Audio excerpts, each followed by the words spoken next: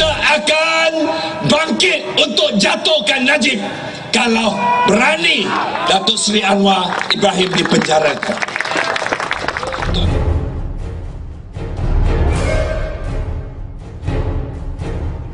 Rakyat akan gulingkan Najib dalam 5 bulan.